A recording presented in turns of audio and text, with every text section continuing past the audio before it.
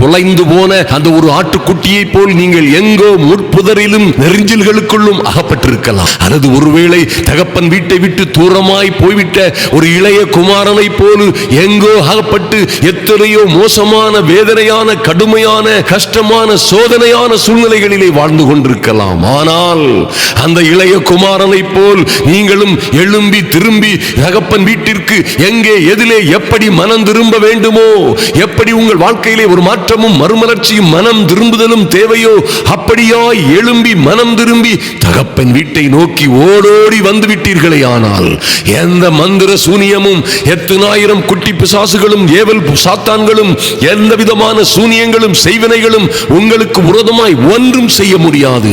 நீங்கள் கர்த்தரோடு இருந்தால் உங்களுக்கு விரோதமாய் இருப்பவன் யார்?